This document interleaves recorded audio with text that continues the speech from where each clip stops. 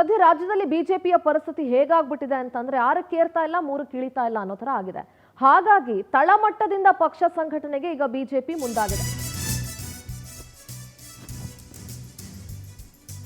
ಎಲ್ಲೊಂದ್ ಕಡೆ ಬಿಜೆಪಿಯಲ್ಲಿ ಎಲ್ಲವೂ ಸರಿ ಇಲ್ಲ, ಒಮ್ಮತ ಇಲ್ಲ, ಅವರವರಲ್ಲೇ ಕಚ್ಚಾಟ, ಅವರವರಲ್ಲೇ 3-4 ಬಣ ಹೀಗೆಲ್ಲ ಇರೋದ್ರಿಂದ ನೂತನ ಜಿಲ್ಲಾಧ್ಯಕ್ಷರುಗಳಿಗೆ ಬಿಜೆಪಿ ರಾಜ್ಯಾಧ್ಯಕ್ಷ ವಿಜಯೇಂದ್ರ ಪಾಠ ಮಾಡಿದ್ದಾರೆ. ನಿನ್ನೆ ಬಿಜೆಪಿ ಕಚೇರಿಯಲ್ಲಿ ಸಭೆಯನ್ನ ನಡೆಸಿದ್ರು ವಿಜಯೇಂದ್ರ. ಪವರ್ ಟಿವಿಯಲ್ಲಿ ಜಿಲ್ಲಾಧ್ಯಕ್ಷರ ಸಭೆಯ ಇನ್ಸೈಡ್ ಸ್ಟೋರಿಯನ್ನ ನಿಮ್ಮ ಮುಂದೆ ಇಡ್ತಾ ಇದ್ದೀವಿ. ಮೈತ್ರಿ ಸೀಟು ಹಂಚಿಕೆ ಬಗ್ಗೆ ನೀವು ಯಾರು ತಲೆ ಕೆಡಿಸ್ಕೊಳಕ್ ಹೋಗಬೇಡಿ, ನಮ್ಮ ಪಾಡಿಗೆ ನಾವು ಪಕ್ಷ ಸಂಘಟನೆ ಮಾಡೋಣ, ಆಯಾ ಕಾಲಕ್ಕೆ ಏನೇನಾಗಬೇಕೋ ಅದೆಲ್ಲವೂ ಕೂಡ ಆಗತ್ತೆ. ಮೈತ್ರಿ ಸೀಟು ಹಂಚಿಕೆ ಬಗ್ಗೆ ನೀವು ಯಾರು ತಲೆ ಕೆಡಿಸ್ಕೋಬೇಡಿ, ಅದ್ರ ಬಗ್ಗೆ ನಿಮ್ಗೆ ಆತಂಕ ಬೇಡ.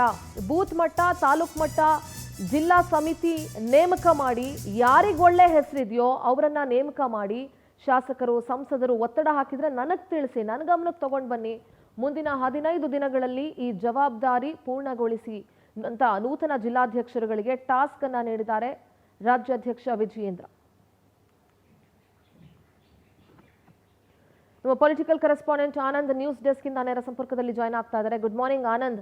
ಬಿಜೆಪಿಯಲ್ಲಿ ಎಲ್ಲವೂ ಸರಿ ಇಲ್ಲ ಅನ್ನೋದು ಗೊತ್ತಿದೆ, ಯಾಕೆಂದ್ರೆ ಒಂದಷ್ಟು ಬಣಗಳಿದ್ದಾವೆ, ಬಡಬಡದಾಟ ಇದೆ, ಒಮ್ಮತ ಇಲ್ಲ, ವಿಜಯೇಂದ್ರ ಅವ್ರ ಮೇಲೆ ಅಸಮಾಧಾನಗಳಿದೆ. ಹೀಗೆಲ್ಲ ಇರುವಾಗ ನಿನ್ನೆ ನೂತನ ಜಿಲ್ಲಾಧ್ಯಕ್ಷರುಗಳಿಗೆ ವಿಜಯೇಂದ್ರ ಪಾಠ ಮಾಡಿದ್ದಾರೆ. ತಳಮಟ್ಟದಿಂದ ಪಕ್ಷ ಸಂಘಟನೆ ಮಾಡಬೇಕು ಅನ್ನೋದ್ರ ಬಗ್ಗೆ ಚಿಂತನೆ ನಡೀತಾ ಇದೆ. ಸದ್ಯದ ಅಪ್ಡೇಟ್ಸ್ ಏನಿದೆ ಆನಂದ್? ಸಿಂಧೂರ, ಪ್ರಮುಖವಾಗಿ ಮುಂಬರ್ತಕ್ಕಂಥ ಸ್ಥಳೀಯ ಸಂಸ್ಥೆಗಳ ಚುನಾವಣೆಗೆ ಈಗಿನಿಂದಲೇ ಪಕ್ಷವನ್ನು ಸಂಘಟನೆ ಮಾಡೋದಕ್ಕೆ ವಿಜಯೇಂದ್ರ ಅವರು ಮುಂದಾಗಿರ್ತಕ್ಕಂಥದ್ದು. ಹಾಗಾಗಿ ನಿನ್ನೆ 39 ಜಿಲ್ಲಾಧ್ಯಕ್ಷರನ್ನು ಕೂಡ ಕರೆಸಿ ಅವರನ್ನು ಸನ್ಮಾನ ಮಾಡಿ ಅವರಿಗೆ ಹೆಚ್ಚಿನ ಒಂದು ಜವಾಬ್ದಾರಿಯನ್ನು ಕೂಡ ಕೊಟ್ಟಿದ್ದಾರೆ. ಜೊತೆಗೆ ಈಗ ಇನ್ಸೈಡ್ ವಿಚಾರನೂ ಕೂಡ ನಮಗೆ ಗೊತ್ತಾಗಿರ್ತಕ್ಕಂಥದ್ದು. ಮುಂದೆ ಮೈತ್ರಿ ಸೀಟು ಹಂಚಿಕೆ ಬಗ್ಗೆ ಯಾರು ಕೂಡ ತಲೆ ಕೆಡಿಸ್ಕೊಳ್ಳೋದು ಬೇಡ ಅನ್ನೋ ಒಂದು ಸಂದೇಶವನ್ನು ಜಿಲ್ಲಾಧ್ಯಕ್ಷರಿಗೆ ವಿಜಯೇಂದ್ರ ಅವರು ರವಾನೆ ಮಾಡಿರ್ತಕ್ಕಂಥದ್ದು.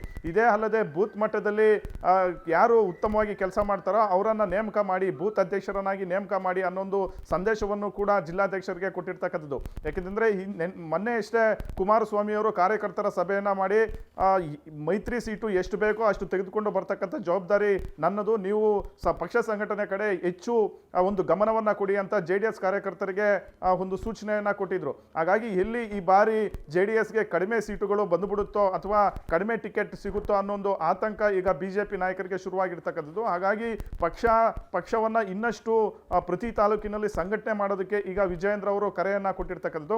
ಹಾಗಾಗಿ ಜಿಲ್ಲಾಧ್ಯಕ್ಷರಿಗೆ, ಅಂದ್ರೆ ನೂತನವಾಗಿ ಏನು ನೇಮಕ ಆಗಿದ್ರೆ ಜಿಲ್ಲಾಧ್ಯಕ್ಷರಿಗೆ, ಅವ್ರಿಗೆ ಸ್ಪಷ್ಟವಾದಂತಹ ಒಂದು ಸೂಚನೆಯನ್ನ ಕೊಟ್ಟಿದ್ದಾರೆ. ಎಲ್ಲರೂ ಕೂಡ ಜಿಲ್ಲೆ ಮತ್ತೆ ತಾಲೂಕು ಮಟ್ಟದಲ್ಲಿ ಪಕ್ಷವನ್ನ ಸಂಘಟನೆ ಮಾಡಬೇಕು ಅಂತ. ಜೊತೆಗೆ ಮುಂಬರ್ತಕ್ಕಂಥ ಜಿಲ್ಲಾ ಪಂಚಾಯಿತಿ ಮತ್ತೆ ತಾಲೂಕು ಪಂಚಾಯಿತಿ ಚುನಾವಣೆಗಳಿಗೂ ಕೂಡ ಸಜ್ಜಾಗುವಂತೆ ಈಗಾಗಲೇ ಸಂದೇಶವನ್ನ ಕೊಟ್ಟಿರ್ತಕ್ಕಂಥದ್ದು. ಹಾಗಾಗಿ ವಿಜಯೇಂದ್ರ ಅವರು ಈಗಾಗಲೇ ಕೆಲವು ಶಾಸಕರು, ಕೆಲವು ಸಂಸದರ ಒಂದು ವಿರೋಧವನ್ನು ಕೂಡ ಕಟ್ಕೊಂಡಿದ್ದಾರೆ. ಯಾಕಂದ್ರೆ ಏಕಪಕ್ಷೀಯವಾಗಿ ಇವರು ಜಿಲ್ಲಾಧ್ಯಕ್ಷರನ್ನ ನೇಮಕ ಮಾಡ್ತಾ ಇದ್ದಾರೆ ಅಂತ ಬಹಳಷ್ಟು ಒಂದು ಆರೋಪಗಳಿತ್ತು. ಹಾಗಾಗಿ ಹಿಂದೆ ಸುಮಾರು 10 ಜಿಲ್ಲಾಧ್ಯಕ್ಷರ ನೇಮಕಕ್ಕೆ ತಡೆಯನ್ನ ಕೊಟ್ಟಿದ್ರು. ತದನಂತರ ಚುನಾವಣೆ ಮೂಲಕ ಅವರನ್ನು ಆಯ್ಕೆ ಮಾಡ್ತಕ್ಕಂಥ ಒಂದು ಪ್ರಕ್ರಿಯೆಯನ್ನು ಕೂಡ ನಡೀತು. ಈಗ ಎಲ್ಲರನ್ನೂ ಕೂಡ ವಿಶ್ವಾಸಕ್ಕೆ ತೆಗೆದುಕೊಂಡು ಹೋಗೋದಕ್ಕೆ ರಾಜ್ಯಾಧ್ಯಕ್ಷ ವಿಜಯೇಂದ್ರ ಅವರು ಮುಂದಾಗಿರ್ತಕ್ಕಂಥದ್ದು.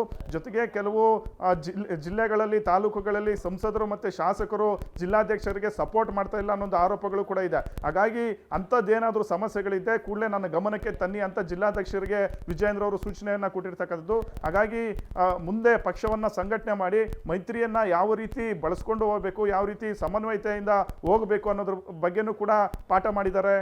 ಸಿಂಧೂರ, ಆನಂದ್, ನಿಮ್ಮೆಲ್ಲ ಡೀಟೇಲ್ಸ್ಗಾಗಿ